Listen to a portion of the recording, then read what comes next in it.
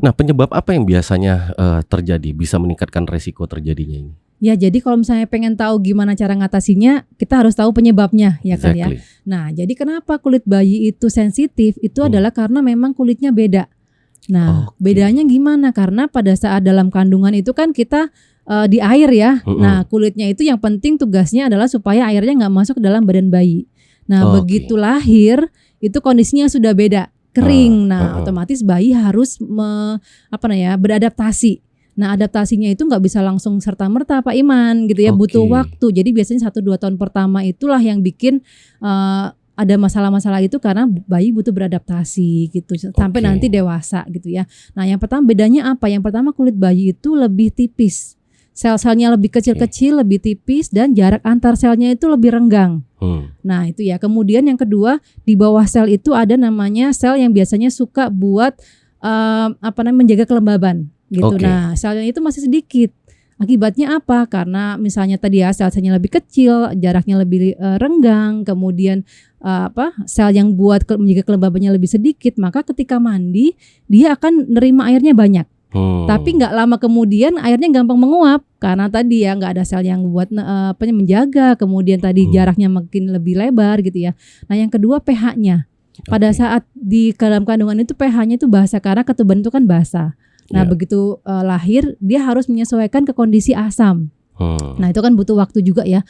Nah, pH basah pada bayi itu efeknya adalah kulit kering yang pertama. Tadi ya udah kering, Betul. ini tambah lagi kering. Kemudian yang kedua, pada saat bayi lahir itu dia akan ada bakteri-bakteri yang saling berebutan untuk tumbuh.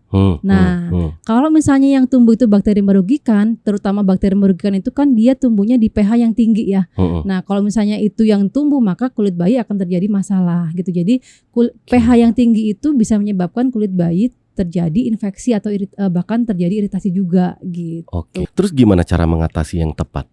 Nah, kalau misalnya sudah terjadi keluhan kemerahan seperti tadi, yang pertama prinsipnya adalah jaga kulit bayi supaya dia tetap kering, gitu ya. Justru harus tetap kering ya, Iya, jadi misalnya nih, kalau keringetan banyak cepat ganti, gitu ya. Jangan sayang-sayang nyuci baju banyak, gitu ya. Nah, kadang-kadang ada orang begitu kan. iya, orang tua aduh kan. sayang nih, cuciannya udah numpuk gitu kan. Nah, kemudian yang kedua pakai baju yang menyerap keringat, gitu ya. Kemudian mandi teratur pagi sore. Kemudian udaranya juga nih. Harus kita perhatikan, misalnya di ruangannya bayi itu jangan sampai bayi terlalu panas, karena kalau misalnya dia terlalu gerah, terlalu panas, kelembaban tinggi, maka dia akan lebih gampang terkena kulit seperti itu. Tapi kalau misalnya memang dalam 2 hari tidak ada perbaikan, kita sudah berusaha coba, nah itu mungkin ke konsultasi ke dokter ya, karena kan kalau bayi lebih sensitif, kita mesti kalau misalnya udah kita coba nggak bisa, kita usahakan untuk disarankan ke dokter gitu. Gimana kalau misal produk perawatan yang mengandung lactic acid itu direkomendasikan dong ya kayak gitu ya? Iya betul. Jadi salah satunya adalah Lactasid Baby ini Pak Iman. Jadi dia mengandung lactic acid dan juga lactoserum.